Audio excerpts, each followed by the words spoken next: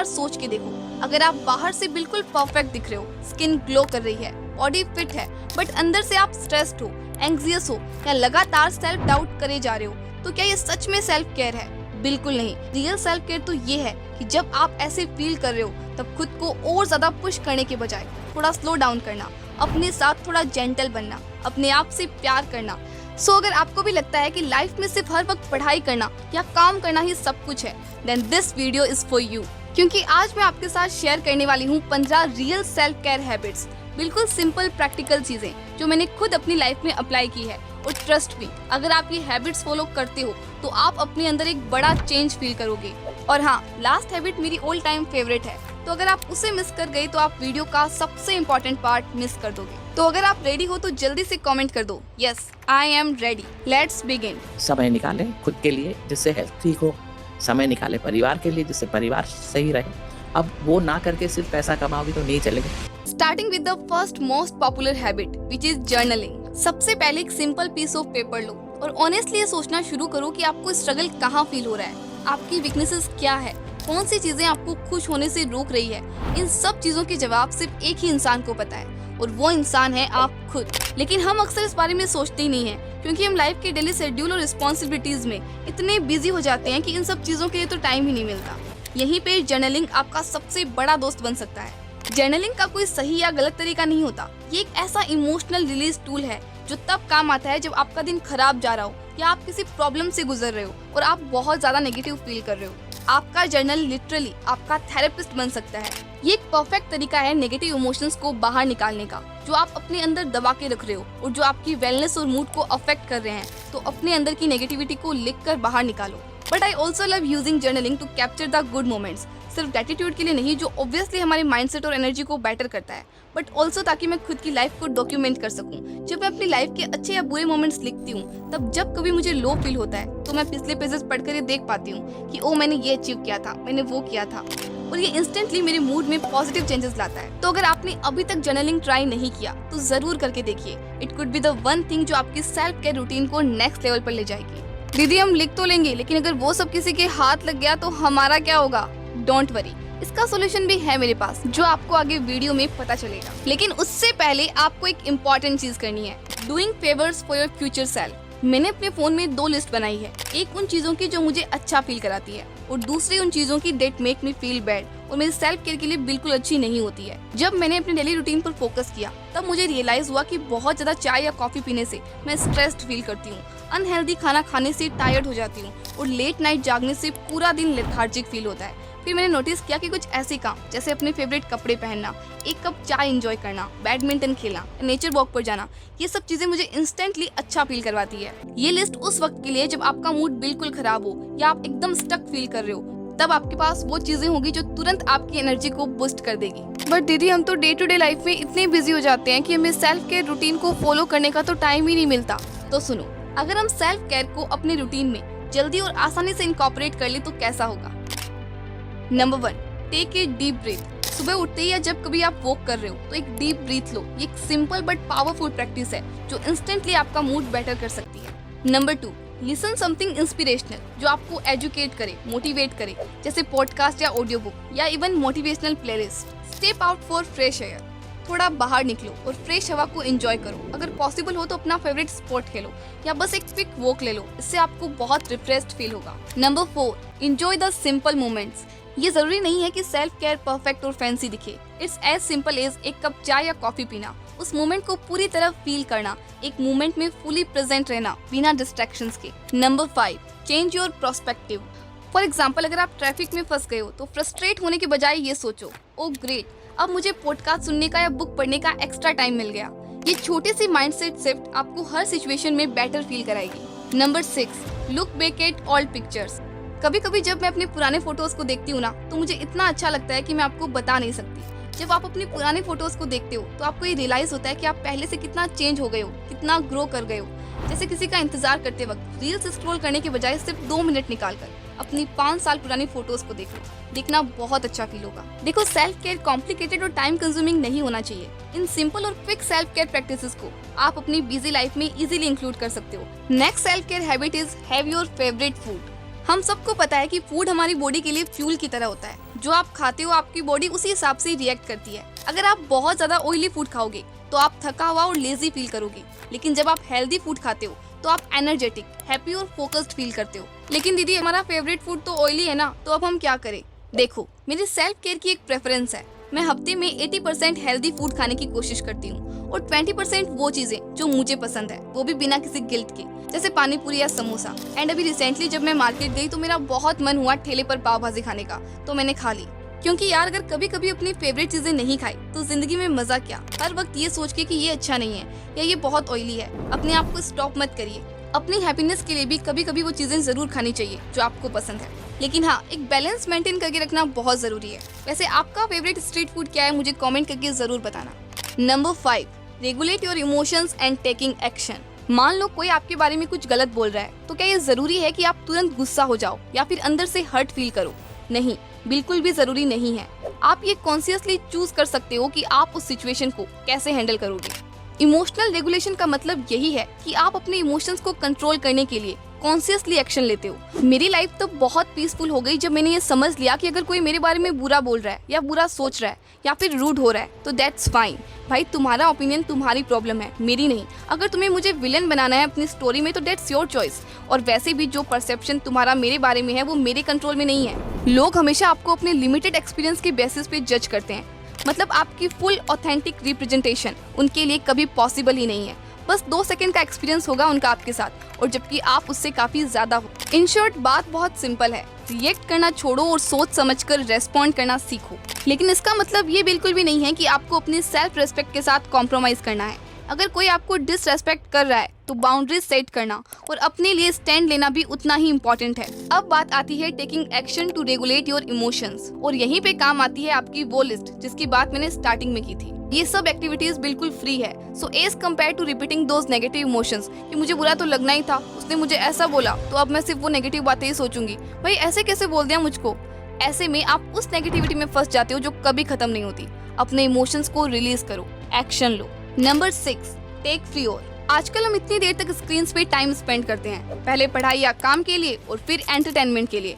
Endless scrolling, reels देखना या binge watching shows, ये सब करते करते हमारे दिमाग और आंखों पे बहुत बुरा असर पड़ता है। आंखें स्क्रीन पे कंटिन्यूअसली देखते हुए स्ट्रेन हो जाती है और फोकस और कंसंट्रेशन भी जीरो हो जाता है। इससे ना सिर्फ हम मेंटली थका हुआ फील करते हैं बल्कि अपनी केयर करना ही भूल जाते हैं। इसीलिए एक टेक फ्री और अपने दिन में जरूर इंक्लूड करो। 1 घंटा बिना किसी टेक्निकल डिवाइस के गुजारो, सिर्फ अपने लिए। जैसे डिसाइड कर लो कि दिन में आप जब भी खाना खाओगे उस टाइम आप फोन यूज नहीं करोगे। आप देखोगे कि आपकी आंखें और माइंड कितना ज्यादा रिलैक्स्ड फील करेंगे। Number 7, write down 3 things you are grateful for.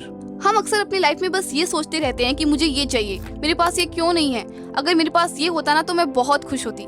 लेकिन आपके पास जो ऑलरेडी है उस पे आप कभी फोकस ही नहीं करते। बहुत बार ऐसा होता है कि जो चीजें आपके पास है वो किसी और का सपना होती है। आपके पास इतनी सारी चीजें हैं जिनके लिए आप ग्रेटफुल हो सकते हो। आपके पेरेंट्स, आपका घर, आपकी बॉडी, आपका माइंड, वो खाना जो आप रोज खाते हो, सब कुछ। So instead of always complaining कि मेरे पास ये क्यों नहीं है, रात को 3 चीजें लिखो जिनके लिए आप सच में ग्रेटफुल हो। क्योंकि जब आप ये प्रैक्टिस करोगे तो आपको पता चलेगा कि आपके पास कितना कुछ है जो आपने कभी नोटिस ही नहीं किया। Number 8, moving slower. जब मैं स्कूल में थी तो हमेशा लेट होती थी, बस पकड़ने के लिए दौड़ती थी, हाथ में लंच बॉक्स, बोतल सब कुछ होता था और उस वक्त मैं बहुत स्ट्रेस्ड फील करती थी। इसका रीजन था मेरी सुबह का जल्दी का रूटीन। जब आप दिन की शुरुआत ही इस तरह से करते हो तो पूरा दिन भी वैसे ही निकलता है। अब मैं क्या करती हूँ, अब मैं सुबह आराम से उठती हूँ, आराम से बैठकर पहले 1 गिलास पानी पीती हूँ, एक्सरसाइज करती हूँ, ग्रेटिट्यूड प्रैक्टिस करती हूँ या कभी मेडिटेशन कर लेती हूँ। मतलब सुबह का पहला आधे से 1 घंटा सिर्फ मेरे लिए होता है। इसका रिजल्ट ये होता है कि मैं रिलैक्स्ड और फ्रेश फील करती हूँ। यूजुअली आप उठते ही काम या शेड्यूल में बिजी हो जाते हो क्योंकि आपको लगता है कि ठीक है, नींद पूरी हो गई, अब सीधा काम शुरू करना है। ऐसे में आपको अपने लिए तो 1 सेकंड भी नहीं मिलता। स्लो होने का मतलब ये नहीं है कि काम ही नहीं करना है, काम करो लेकिन बिना अपने आप को स्ट्रेस दिए और अपने आप को थोड़ा आराम करने की परमिशन दो। मैंने एक वीडियो भी बनाया है मॉर्निंग रूटीन पर जो आप देख सकते हो। Number 9, movement for mental health, not for appearance. Personally मुझे मॉर्निंग वॉक बहुत पसंद है। It's not about weight loss करना या फिट दिखना, बल्कि वो वक्त अपने लिए एंजॉय करना, चाहे वो 30 मिनट्स के लिए हो या फिर सिर्फ 10 मिनट्स के लिए। मेरी एनर्जी पूरी चेंज हो जाती है। अगर मैं 1 हफ्ते तक वॉक स्किप कर दूं तो लो एनर्जी फील होने लगती है। अगर किसी को हार्मोनल इम्बैलेंस का प्रॉब्लम है तो उसका असर स्किन, इमोशंस और डेली एनर्जी लेवल्स पर भी पड़ता है। इसीलिए बस थोड़ा सा वर्कआउट या फिजिकल एक्टिविटी, चाहे सुबह करो या शाम को, आपकी मेंटल हेल्थ को बहुत हेल्प करती है। और हाँ, परफेक्ट होने की जरूरत नहीं है, सिर्फ 30 मिनट्स की वॉक भी बहुत है। अपने लिए वो एक्सरसाइज चूज करो जो आपको सच में खुशी और एनर्जी दे, चाहे वो वॉक हो, योगा हो या रनिंग, जो भी आपको पसंद हो वही बेस्ट है। Number 10, drink enough water. कुछ दिनों पहले मैंने रियलाइज किया कि मैं काफी कम पानी पी रही हूँ, जितनी की मेरी बॉडी को जरूरत है उससे, और इसका असर डायरेक्टली मेरी बॉडी और फेस पे दिखाई देने लगा। जब हम सफिशिएंट पानी नहीं पीते हैं तो हम थका थका फील करने लगते हैं और फेस भी डल लगने लगता है। इसीलिए दिन में एटलीस्ट 7 से 8 ग्लास पानी तो जरूर पियो। जितना हो सके फ्रीज के पानी को अवॉइड करो, ये हेल्थ के लिए बिल्कुल अच्छा नहीं होता। तो इस वीडियो के बाद आपका सबसे पहला काम होगा 1 ग्लास पानी पीना। ये सिंपल सा हैबिट आपकी स्किन को ग्लो करेगा और एनर्जी भी हाई रखेगा। Get enough sleep. जब आपके फोन की बैटरी लो हो जाती है तो क्या होता है? फोन हैंग करने लगता है, स्लो हो जाता है, राइट? वैसे ही हमारी बॉडी का रिचार्ज होना भी बहुत जरूरी है। जब हम रात को लेट तक फोन चलाते हैं और प्रॉपर नींद नहीं लेते तो अगले दिन लेजी, स्ट्रेस्ड और टायर्ड फील करते हैं। अगर आपको फुल फोकस और कंसंट्रेशन के साथ अपना काम या स्टडी करनी है तो 7 से 8 घंटे की क्वालिटी स्लीप मस्ट है। और एक प्रो टिप उनके लिए जिनको दोपहर होते ही नींद आने लगती है, वो इतना लेजी फील करते हैं कि उनको कुछ भी करने का मन नहीं करता। रिसर्च कहती है कि अगर आपको आफ्टरनून में टायर्ड फील हो तो एक 20 से 30 मिनट की पावर नैप ले लो। ये आपको रिफ्रेश और रिचार्ज कर देगी और नैप लेने के बाद आप और भी ज्यादा एक्टिव फील करोगे। लेकिन याद रहे, 30 मिनट से ज्यादा की नैप लेने से आप और ज्यादा लेजी फील कर सकते हो। So keep it short. अच्छा, जर्नलिंग का एक सवाल तो अभी तक पेंडिंग है, राइट? कि क्या होगा अगर किसी ने हमारा लिखा हुआ पढ़ लिया तो फाइनली उसका सोल्यूशन देने का टाइम आ गया है, जो कि है टीयर द लेटर। इसमें आपको सिर्फ एक पेपर लेना है और उस पे अपने सारे थॉट्स और फीलिंग्स लिखनी है। आप इमेजिन करो कि आप उस लेटर को उस इंसान के लिए लिख रहे हो जो आपको हर्ट कर रहा है, या खुद के लिए अगर आप खुद से नाराज हो तो। जो भी आपको फील हो रहा है, गुस्सा, डिसअपॉइंटमेंट या कोई भी इमोशन, सब कुछ ऑनेस्टली लिख दो। बस जो मन में आए बिना सोचे लिखते जाओ। उसके बाद उस पेपर को फाड़ दो और डस्टबिन में डाल दो या फिर जला दो।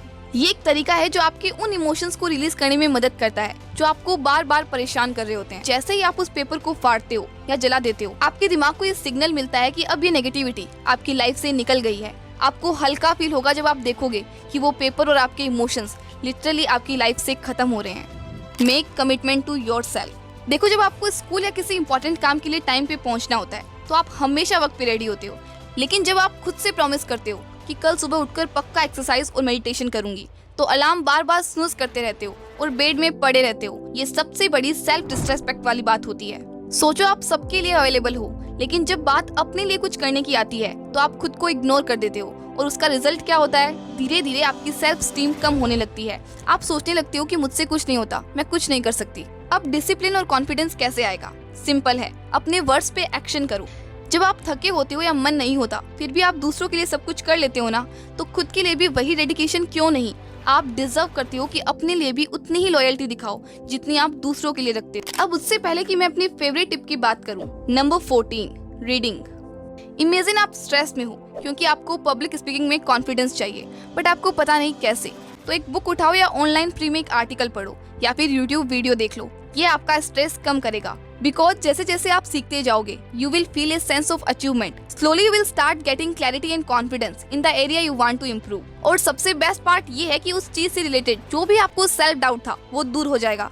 जहाँ पहले आप सोचते थे कि मुझे इसके बारे में कुछ खास नॉलेज नहीं है, अब आप कॉन्फिडेंट फील करोगे बिकॉज आपको पता है आप सीख रहे हो। फॉर एग्जाम्पल, अगर आप अपनी हैबिट्स पर काम करना चाहते हो तो एक अच्छी हैबिट से related book like atomic habits उठाओ और पढ़ो। प्लस ये एक बेस्ट रिप्लेसमेंट है सोशल मीडिया के लिए। जब आप बुक पढ़ते हो, it's like you are feeding your brain with something good. So next time जब आप बोर हो या स्ट्रेस्ड फील कर रहे हो, instead of picking up your phone for mindless scrolling, pick up a book.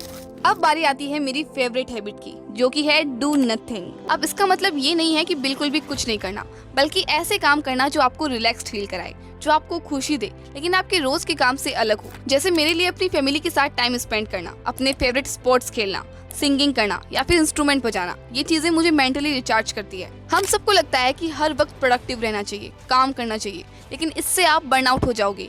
इसीलिए कभी कभी कुछ ना करके भी देखो। कुछ ऐसा करो जो आपको जेन्युइनली खुशी दे। ये सब आपको एक नई एनर्जी और फोकस के साथ वापस अपना काम करने के लिए रिचार्ज करेगा। सबसे इम्पोर्टेंट बात जो मैं एंड में कहना चाहती हूँ, सेल्फ केयर का बर्डन मत लीजिए। सब टिप्स फॉलो करना जरूरी नहीं है। जो चीजें आपको पसंद आए, जो आप आसानी से फॉलो कर सको, वही चूज करो और वही अप्लाई करो। Because self care is all about self love. अपने आप को एक्सेप्ट कीजिए अपनी सारी वीकनेसेस के साथ। और आपको क्या लगता है मैं बिल्कुल परफेक्ट हूँ, मेरी लाइफ तो बिल्कुल सॉर्टेड है? तो ऐसा बिल्कुल भी नहीं है। मेरी लाइफ भी बिल्कुल आप ही की तरह है। हाँ, ये जरूर है कि मैं कॉन्स्टेंटली कोशिश करती हूँ खुद को इम्प्रूव करने की। ये है इस वीडियो की समरी।